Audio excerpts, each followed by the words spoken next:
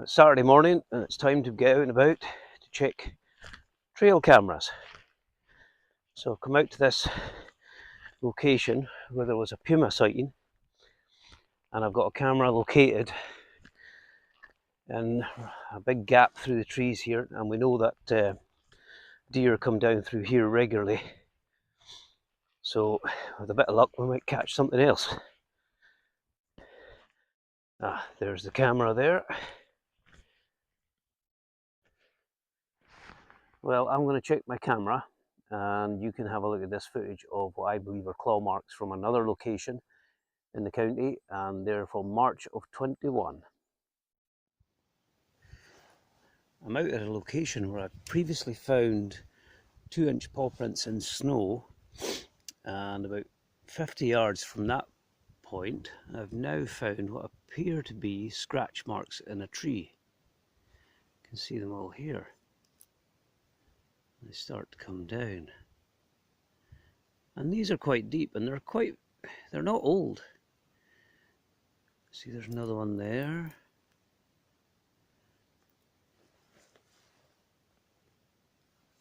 It comes right down there to there. You can see it's following along here, and these are coming all the way down. There's, I don't know if that's one just there, definitely here. It appears to be claw into there, and this may be one here. That looks like the bark's been pulled back as something's been, a sharp object's been pulled through it. Let's see now.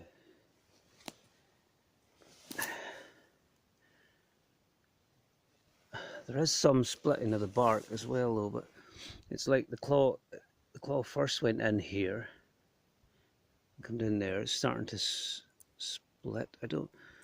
This is very hard to tell. But this one, I don't think that's a natural split. The funny thing is that's curled up the way, like something came that way. So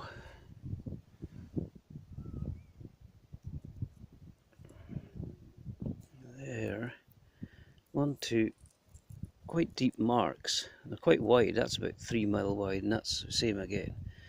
And they look to be about 3 mil deep. But you can see it's like something's coming down there where my 2 fingers are. And there may, I don't know if this is another claw mark here or not. I'm not sure. I'm not 100% sure here. I'm not sure about these ones out there. That could be just bark splitting. I'm not sure. And there's one here. This one, oh, that's this one to the left of the main one. It does look like a claw mark. I'll have to ask an opinion on this.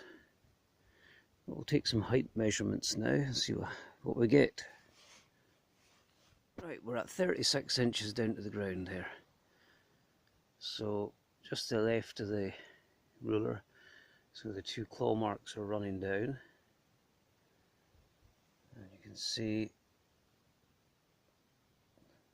well, 35 inches to the base of the tree.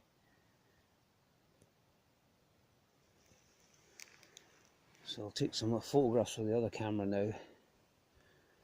Let's see what comes up. But that looks like claw marks.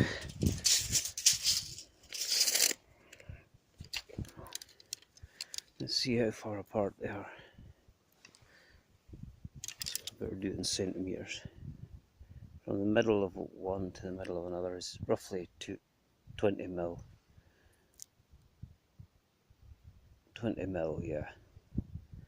That's quite consistent, because you might expect that if you had 2 claws coming in there like that. Where's the... Why can't I see other ones?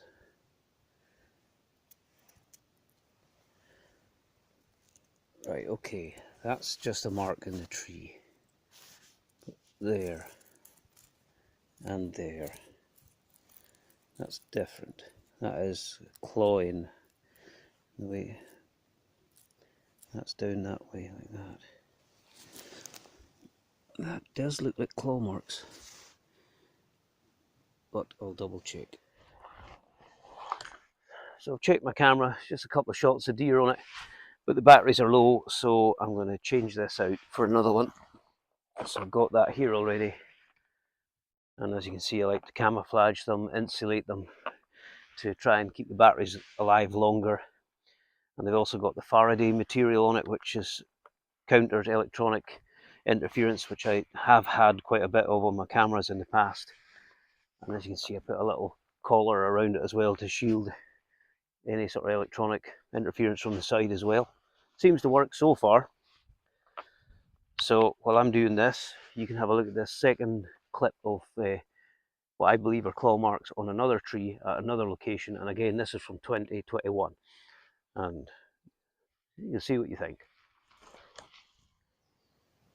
I've just found what could be very old scratch marks on a tree.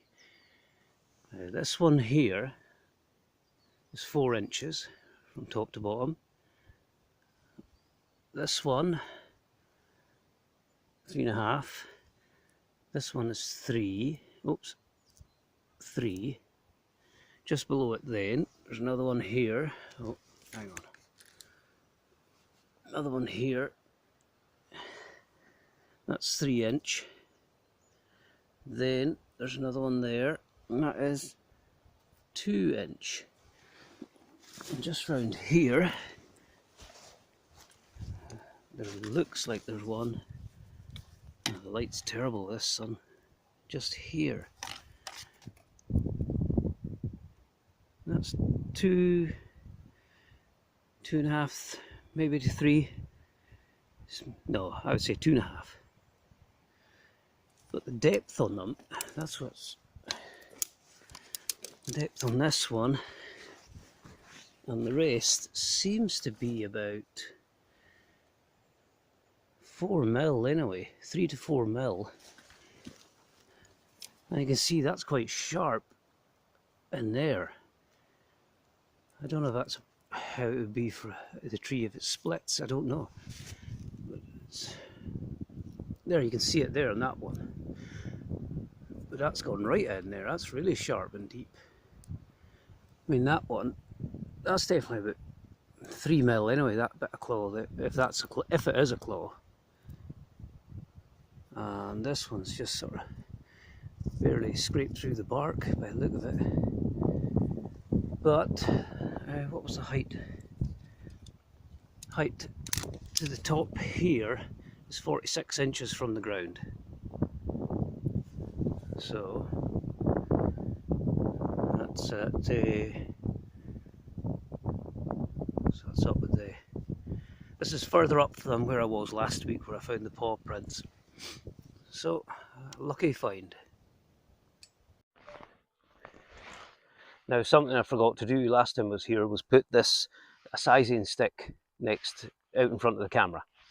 And what I do is it goes in the ground about 6 inches there, and then I've got 3 feet above that. So when that's out, if anything passes by, I can gauge the size of it. Quite a useful idea to do.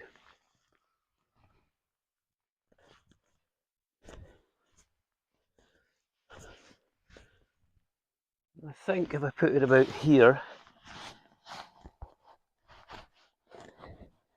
so that's going to be 3 feet above the grass level there. So that's a good indicator. One thing that is important to note in the clips of what I believe are claw marks is that none of the other trees where I found those had anything like that on them. So that's another indicator that it is what I think it is. But near the first clip, I think I mentioned actually in the clip that I'd found paw marks in snow prior to that, and I think that was about 3 weeks before I found the claw marks. But the claw marks were actually quite fresh. You might not see it very well in the clip, but when you saw it with my own eyes, I was looking at it thinking, that wood is still pretty clean, and that means these must be recent. So kind of unnerving, especially when you put the two together and then you think, there's something in this area just now. So I just made the video, took a few photographs, and then I just got out of there. I just thought better err on the side of caution, especially as I was by myself. I wish this rain would stop.